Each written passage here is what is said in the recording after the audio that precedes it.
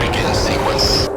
Today we're going to have a look at the ice cold beer setup that we have here, and it's something that you can create yourself quite easily. You don't even have to have a controller, you could do it just with a keyboard if you like.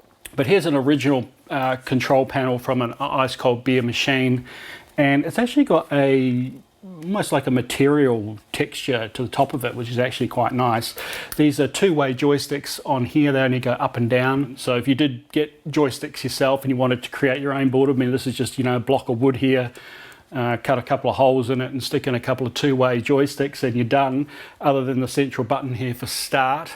You do need to put a coin in as well. You need to think about that. Currently I have a coin in and the start wired to the same button. I've got a little encoder here, which actually is joystick encoder. I mean, you could really use an iPack or something like that, some form of keyboard encoder, because that's all you really need. There's plenty of explanations on the internet of how to wire up joysticks in this sort of configuration. So yeah, create it yourself. Slab of wood, couple of joysticks, off you go. Or try and do what I did and find one of these panels. They do come up from time to time. I think it finishes it off and it feels nice to actually play it on the real controller. So enough of that. Maybe we should just get into a bit of gameplay. If you're not aware of ice cold beer before, it's pretty cool that someone created it in software, and I'll show you who that person was in a moment and where you can get the software from. It's completely free. And I thought it was great that I could use that software and a control panel to recreate the experience. So the object's quite simple. You've just got to get this little ball, bring it up the screen here and get it into the hole which is currently lit. And we just pop that up there, and that's labeled number 1, and we're working our way up the top here to number 10. As you can see, these get progressively harder all the way up. Now I haven't actually got all the way up to 10. I've got to 8, I think, previously. And it does get pretty tricky once you get up those higher levels. These first levels aren't so bad when you get used to the game. It's not quite in. There we go. And the way the game dynamics works is that if you pause too long, then it will automatically jump the bar up. So you've got to watch out for that. You can't stay sitting for too long, which can be tricky up when you're getting up those higher levels and you're trying to balance the ball slowly. It's going to push it up. If you move the bar, it will sort of reset that counter so it doesn't bring that bar back up automatically again. Okay, there we go, number 3. Pretty easy so far. Get some bonus points for doing it in a faster way, and get an overall score as well. So for number 4 here, I think I'll try and just hop up through the middle here. And it's a bit of a technique with the joysticks. There we go. So far so good. My first go. I haven't had to go at this for a little while, but it's a little bit like riding a bike. You don't really forget how to play it once you've played it a few times. And as I said, you know, really easy game for people to just hop on and play. Now where am I going to go? Right up through the middle there again. There's different ways people like to do each hole, but I quite like to just go up here. And if I remember, there are different difficulty settings as well, and I think I do have it on the easiest one. I think it just changes the physics. I can't remember now, to be honest. But I'll show you where you can get the software anyway, and you can look up those details yourself. All right, we are up to number 6. Nice little details here too. Got these little marks that are on the glass that were on the original one. The actual graphics themselves, though, is a little bit, there's not really high res as I would like. And there is actually a version of this that was created. This was a standalone application. Can't recall the application that he used. The software, it's like a gaming platform that he used to create this. And so it's sort of a bit of a standalone, but there was someone that created, recreated this in Visual Pinball. So that would be interesting, although I wouldn't really want this on my pinball machine. I'd rather have it upright like this. I think it works a lot better. But the graphics on that visual pinball ones actually look a lot nicer, look a lot cleaner, but I'm not sure about the physics and all the rest of it. You know, it's a lot of time was spent by Shockman, as he's known on the VP forums. He was the developer, and he spent a lot of time here getting these physics right, and it feels really good. So I'm not sure what the VP one feels like. Maybe when I recreate this machine in the theater somewhere else, I might have a look at the VP version as well and just see, you know, which one's better. But I think this one will be pretty hard to beat. And it's got everything, you know, true to the original machine. Where am I going here?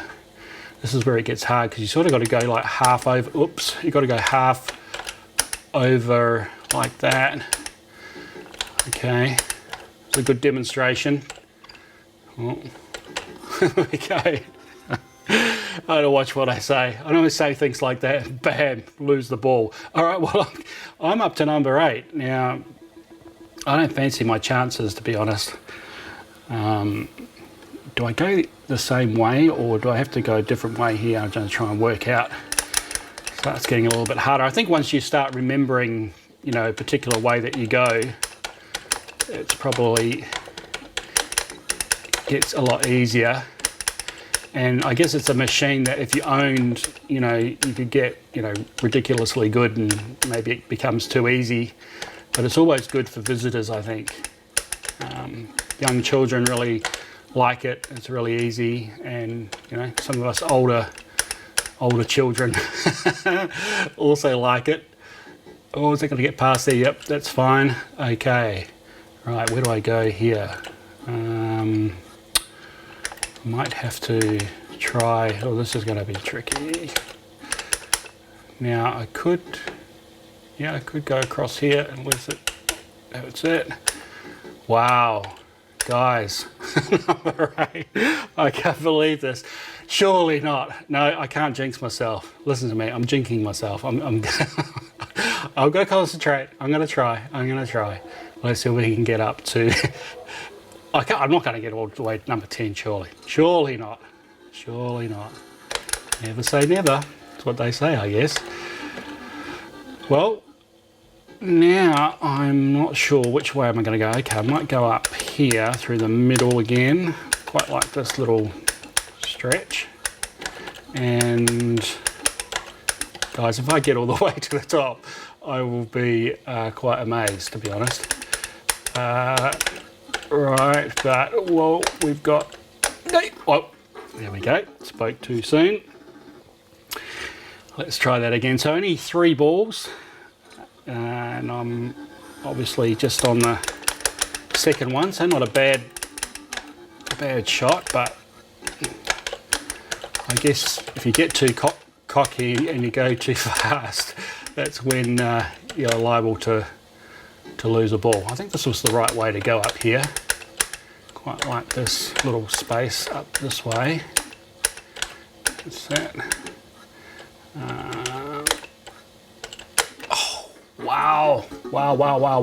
Still had a very difficult place to go still to get to number 9. So it looks like I'm not going to get past number 9 unless I can pull out a miracle here. Let's see how we go. Come on. Can he do it? Can he do it? Oh, jeez. Fail. Well, there you go, guys. That's an example. Not what to do at the end there, but anyway, got up to number 9. That's not too bad. If I exit out of here, great flyer that they released with the machine originally. And by the way, if you actually play one of these machines, well, not now, of course, unless some pub's still honouring it, but back in the day, they I think if you got to number 10, you would be able to get a free beer. That was the way that worked. And I guess the more free beers you had, the less likely you were going to get back up to 10 again. So the other thing is that there was a different version called Zeke's Peak, and Shockman created basically the same program with the Zeke's Peak artwork, and it looks like this. And it has slightly different sounds, which are pretty cool. And so this is a little bit more kid friendly. So if you didn't want to have the beer theme, then the Zeke's Peak theme would be the way to go. Now I do believe there's an original ROM for this, and the VP, the Virtual Pinball version, uses, I think uses that ROM. I think originally he wasn't using that ROM. I can't remember now, but anyway, there is the two versions. Check them out. If I just scroll over to, this is the, if you do a search, go to vpforums.org and do a search there for Ice Cold Beer version 3, and you can see there's a thread here from Shockman, who is the creator. Thanks, Shockman. This is an awesome program. Did brilliantly with this. This is so good. Lots and lots of fun. Lots of people have played it, had a lot of fun with it. And the Dropbox location is there. So I hope that gives you a little bit of an insight of Ice Cold Beer and Zeke's Peak. I think I'll just rearrange the camera and then we'll finish off the session. Okay guys, well that's the end of this episode for Ice Cold Beer. I hope you enjoyed that, got something out of that. Remember, please create this thing. It's really easy to create. You know, a couple of joysticks and some software and off you go. It's a nice thing to have in your arcade. So check it out, check out those sites, and you can get the software there for free. I'm looking forward to providing more videos in the future. So until then, ciao for now. You belong.